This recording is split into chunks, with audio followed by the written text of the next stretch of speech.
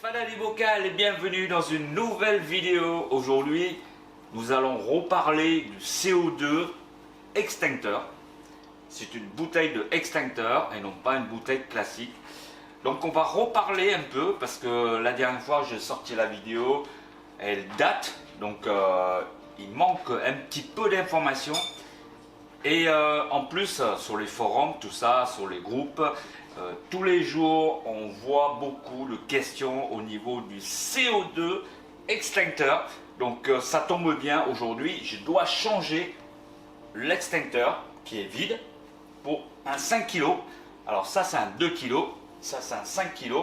Donc nous allons suivre la procédure étape par étape pour changer la bouteille.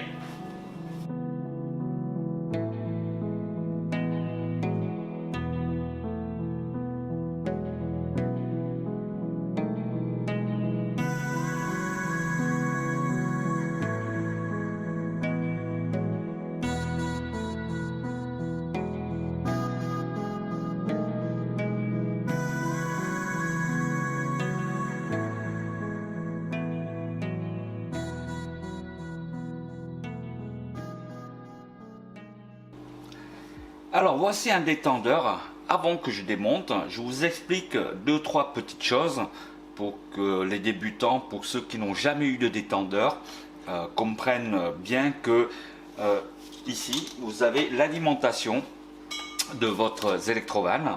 Donc le mieux c'est de monter sur un minuteur, comme ça vous mettez 1 heure, 1 heure et demie avant l'éclairage de votre bac. Alors une petite précision, si vous commandez un détendeur, notez bien, le pas de vis c'est 21,8. Alors on va démonter et je vais vous montrer qu'est-ce que c'est le pas de vis pour ceux qui ne connaissent pas. Alors je vais débrancher l'électrovan ici.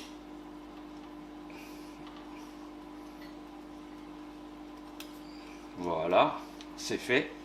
Alors le pas de vis 21,8, c'est de là à là, ok, c'est ici à ici, voilà, c'est 21,8 mm. Donc si vous commandez en 21,8, vous ne pouvez pas tromper, ça se monte sur les bouteilles de extincteur, ça se monte sur les bouteilles de CO2 classiques.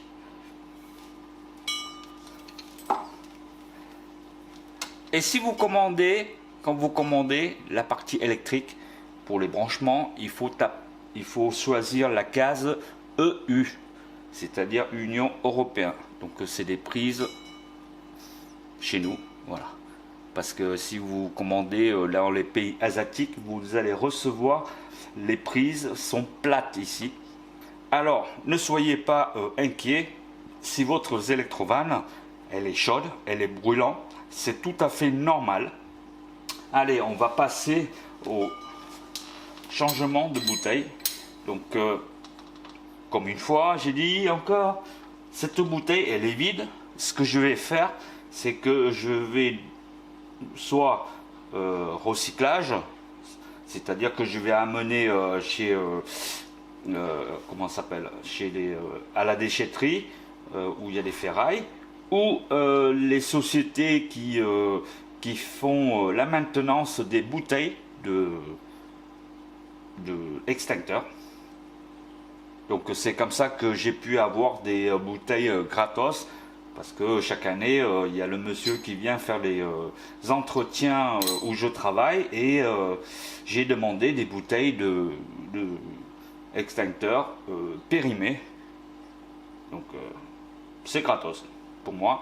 Sinon vous pouvez trouver sur le bon coin pour 10 euros, 15 euros, 2 kilos, 20 euros maximum, 20 euros, et des bouteilles de 5 kilos pour 30 euros, 25 euros dans ces zones là.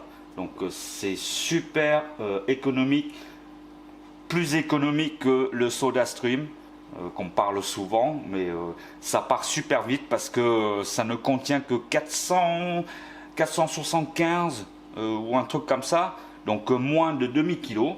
Donc là vous avez voilà, vous avez 2 kg, 4 fois le SodaStream. Si vous multipliez le prix par 4, vous verrez que c'est très économique. Alors, il paraît qu'il y a quelques soucis à ce niveau-là. C'est-à-dire qu'il y a des fuites à ce niveau-là.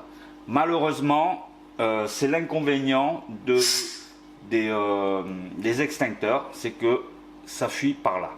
Mais si vous contrôlez avec un peu de savon ici, comme dans ma première vidéo, vous verrez que si vous voyez il y a une fuite ici, vous arrêtez de suite et vous allez changer votre extincteur avec le vendeur. Voilà. C'est le seul petit l'inconvénient qu'on a. Alors, j'ai entendu dire que il y a des gens qui ont peur de l'explosion des bouteilles extincteurs. Ne soyez pas inquiets. Même une bouteille classique, ça peut pas exploser hein, avec le gaz qu'il y a dedans. En plus, avec l'épaisseur des bouteilles, ne vous inquiétez pas. Il n'y a pas assez de pression pour que ça s'explose. À moins que si vous faites tomber, que vous tombez sur la tête de l'extincteur, ça peut éclater ici, mais on en reviendra plus tard. Allez, j'espère que j'ai rien oublié à ce sujet au niveau des tendeurs, le pas de vis. Nous allons passer au remplacement de l'extincteur. Alors voici la bébête hein, de 5 kg. Bon, c'est déjà pas mal. Donc, avant de mettre votre détendeur, on va prendre du téflon et on va entourer quelques tours sur le pas de vis. Comme ça. Voilà, j'espère qu'il y en aura assez. Ok. Alors vous reprenez votre détendeur. Ok. Ici, il vous donne un petit joint torique. Regardez, il y a un petit joint torique. Je le mets au fond.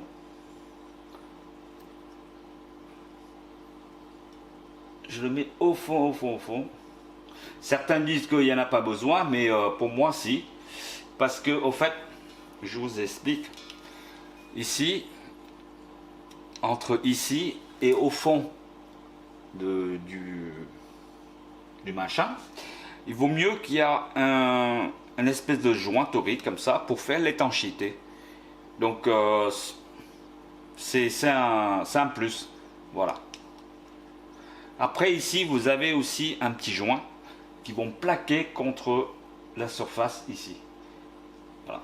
Mais par sécurité, moi je le mets toujours et j'ai jamais eu de problème. Voilà. Allez, on va remonter le CO2. Donc ça se monte très facilement. Voilà.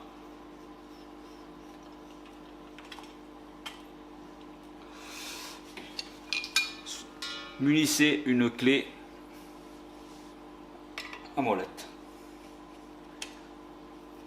et vous serrez tranquillement sans trop forcer parce qu'il ne faut pas oublier que c'est en aluminium, donc vous allez tranquillement. Voilà, vous sentez que ça ne sert plus, il faut arrêter. Faut pas forcer comme sur une roue de voiture ou quoi que ce soit. Donc voilà, tranquillement. Maintenant, ce que je vais faire, je vais enlever la goupille et essayer d'appuyer un petit peu dessus. Déjà, pour faire monter un peu la pression. Vous voyez là, il y a la pression qui monte. Et ici, vous avez l'aiguille qui monte à 130 bars. Donc ça veut dire qu'il y a 130 bars qui sortent de là. Alors, ce que je vais faire, je vais contrôler s'il y a une fuite. Donc ce que je vais faire, je vais brancher l'électrobane. et vous entendez le petit clic. Voilà. Vous entendez? Donc ça veut dire que The Electrovan, il est en route. Alors, ce que je vais faire, c'est que je vais appuyer un peu ici. Voilà. Prévoyez un collier rislant. Voilà. Et je vais mettre là le collier pour le maintenir. La poignée ouverte.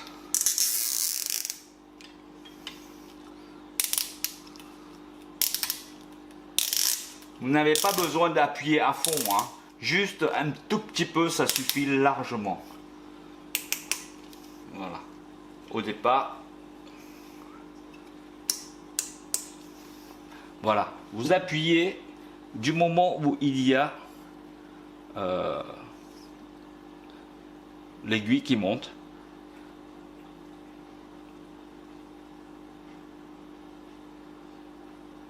Voilà. Car mon CO2 il commence à buller là-haut. Alors, par chance, j'ai une bonbonne de détecteur de fuite de chez Berner, parce que je travaille dans un garage. Donc avant, j'ai des détecteurs de fuite pour différentes raisons. Donc ce que je vais faire, c'est que je vais vaporiser ici pour voir si ça fait des bulles. Voilà. Les deux côtés. Et je vais appuyer aussi au niveau des où il y a la manette. Un petit peu ici aussi. Alors pour l'instant, tout va bien ce côté. Et on va regarder ce côté. Voilà, il n'y en a pas de fuite. Au niveau des poignets aussi. Voilà. Ici aussi.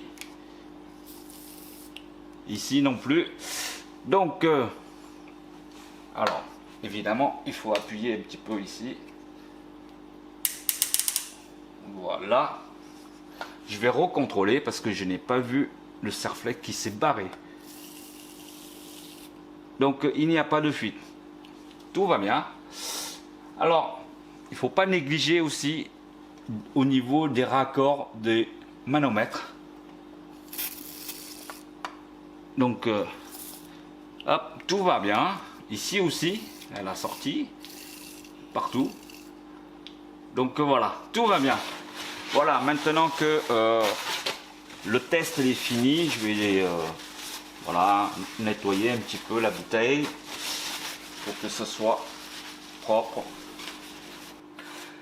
Voilà, mon extincteur il est en place. Malheureusement, je peux pas la mettre dans le meuble. Alors l'inconvénient des extincteurs, c'est ils sont très hauts.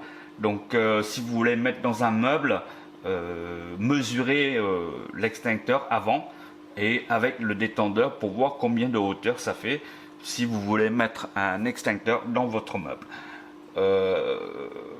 Dans mon cas ici, je ne peux pas le mettre sous le meuble. Donc ce que je vais faire pour sécuriser tout l'ensemble, pour éviter que ça bascule contre le mur et de péter le détendeur et que de créer un incident. Donc je prends un sangle de moto que je vais mettre là et je vais l'attacher pour que la bouteille reste en place pour toujours. Et ma bouteille elle reste sur place. Elle ne bouge pas, donc elle ne peut pas tomber ce côté, voilà, ou derrière ou devant, voilà. Voilà, j'espère que cette petite vidéo vous apporte plus de réponses que mes deux premières vidéos où j'ai pas trop entré dans les détails, etc. Mais le principe c'est toujours le même. On utilise le extincteur pour donner du CO2 dans le bac. Donc voilà, j'espère que je vous ai convaincu de prendre un extincteur comme bouteille de CO2, plus facile, plus économique. Voilà, en tout cas la vidéo s'achève ici. Le bac, celui-là je l'ai fait hier, enfin j'ai fini hier, donc la plantation et tout, etc. J'attends encore un petit peu pour que les plantes elles poussent bien, pour pouvoir sortir la vidéo. Donc soyez patients, elle doit être pas mal cette petite vidéo. Voilà, c'est un petit bac que je fais et puis on verra ce que ça donne, si c'est bien ou non, si c'est bien je le garde. Donc voilà, pour l'instant je suis assez satisfait de ce que je fais, donc vous verrez cette vidéo à la prochaine sortie. Voilà les fans du bocal, si cette vidéo vous a plu, n'hésitez pas à lâcher une pouce bleu. Et puis si tu n'es pas encore abonné, ici il y a un petit logo, tu n'as qu'à cliquer dessus et tu cliques sur la clochette pour la notification pour les futures vidéos, tout simplement. En attendant, je vous souhaite une bonne journée ou bonne soirée. Alors, bon confinement, bon courage à tous et merci encore. Au revoir. Ciao, ciao, ciao, ciao.